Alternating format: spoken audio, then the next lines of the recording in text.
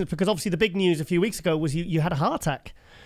Tell us about that. How did that even come about? What was that? Was it genetic or what? Because you seem like a quite healthy guy, and and you're training and you're fit. And it was a big shock when the industry heard that news. And how are you now? Yeah, it was May 11th.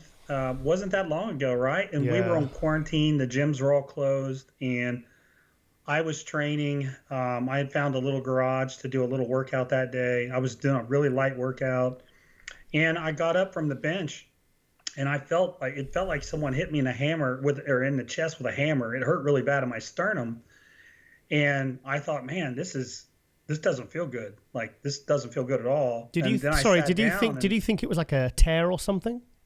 No, I actually thought I had bruised my sternum. I thought maybe I lowered the bar too hard on my chest and I hit my sternum is what I thought. Yeah. Because I had a bruised sternum many, many years ago, and it was painful. Yeah. It was very painful. So I just thought, I'm going to sit here. It'll go away. And then I had a hard time breathing. And I was like, whoa, wait a minute. Why am I having a hard time breathing? I'm just sitting here. And then I told my friend who was with me, I said, man, I need to go home. Just take me home. Something doesn't feel right. And he looked at me. He's like, are you sure you want to go home? Are you sure we shouldn't call the squad? And I could feel my left arm getting kind of tingly, and that's and when that happened, I thought it was the right. I thought it was the right. No, the left arm. Oh, okay. So when that happened, maybe it is the right. I thought it was the left, but I can tell you my left arm was the one tingling. Okay. But when that happened, I was like, oh no, call the squad. And they got there and they hooked the EKG up, and I had what's called ST elevation. That's when you can see the big blips going up. It's called a STEMI, an ST elevation, myocardial infarction. And so, he's got me hooked up, and I said, what's going on? He said, you're having a heart attack. Oh, and shit. Was it a big one? All I could think about was my kids, honestly. I thought, I've told this story before. I don't mind sharing it. I just said, man, I got two 11-year-old kids that are going to have to grow up without a dad now.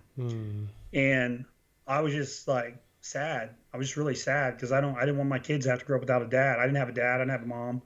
And what I always take a lot of pride in is trying to be a good parent. I got a lot of room to grow, but I try to be a good dad.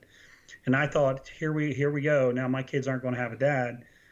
So they got me to the hospital. They rushed me in. I went to the unit that's called the cath lab. That's where they put essentially a catheter in your brachial artery all the way from your arm into your chest. Oof. And he said, you've got a 100% blood clot in your left descending artery, which is your widowmaker. That's bad. That's really bad. And then there was another clot that was off of one of the branches of the artery, but it was 100% blocked. And he's like, you're really lucky you called the squad. Like if you would have went home and just tried to sleep it off, you wouldn't have woke up. Whoa. And so they gave me blood thinning medication, IV heparin, and it melted the clots. It took about a day and a half. Yeah. And the clots went away. But my heart took a beating. When that happens, he said it's the equivalent of running a marathon and then resting 5 minutes and then running another marathon. That's how much of a beating it is on your heart. Because every time you have a heart attack, doesn't it leave some sort of tears and damage? No, like if you have a... It can. Yeah, okay. It can for sure, and I don't really know yet. But I had just 3 years ago, I had a calcium score test done because I try to be mindful of my health. Yeah. And it detects hard plaques in your arteries, and it was great. And then for this incident, they stuck a camera down my throat. It's called a transesophageal electrocardiogram, and they can see plaque and all kinds of things. And so they did that, and the guy said, no, your heart's clean. Like, we don't see plaques. We see a little teeny bit in your aorta, but that's consistent with your age. And what caused it? Well, so there was a blood clot, and he checked the size of my heart, and he even said your heart's normal size. Yeah. So then we go into this wild goose chase. Why would you have a blood clot? And if you know about my history, in 2005, I had a blood clot that lodged in my colon, and it ended up rupturing the vein. The vein basically blew up, and I was bleeding to death. I don't have a colon. Like, I don't know if you know this, but I don't have a colon. So when you see me competing and the scars on my stomach, that's because I had 6 surgeries. So that's what I had to come back from, right? Wow. Okay. Some people know that about me, some don't. Yeah. So I probably should have been on a blood thinner back then. And so I'm on a blood thinner now, and my blood pressure has always been really good. I mean, it's always like 118, 115 over 75. What about your cholesterol, HDL, to LDL? What's the ratio like?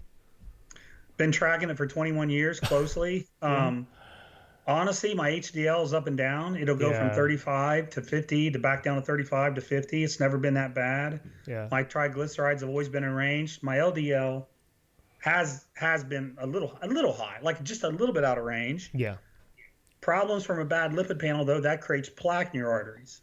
So that's why I had a calcium score test done, because my LDL was a little elevated. When I say a little, I mean just barely outside the norm. That's why I had that calcium score test done. Like, a lipid panel is great, but when you can actually see what's inside, that's what really matters. Yeah. Because the LDL, HDL, all that's debatable. LDL, I mean, there's all kinds of theories on particle size and if it's oxidized or not. I don't want to waste your guys' time talking about that, but now my LDL, you know, I mean, I'm watching it. It's not that I don't care, but, you know, like I said, that's why I had the calcium score test done, because my lipid panel was not perfect. I can't sit here and tell you it was perfect. So I said, well, let me go to the next level. Let me get a scan done so they can actually see what's going on in there.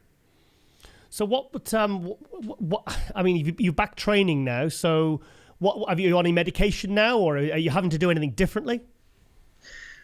Because that must have been a big scare, mate.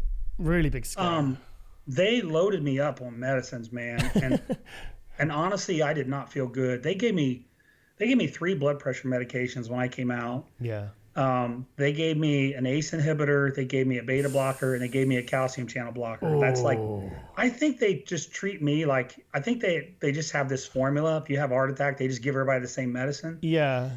So they gave me 3 medicines. Now, remember me telling you that my blood pressure was always really good. Yeah. So I get home, and anytime I'm sitting down, I stand up and I almost pass out. It's too low. My blood pressure's so low. It's so low, yeah. So it's so low. So my blood pressure was like 95 over 60.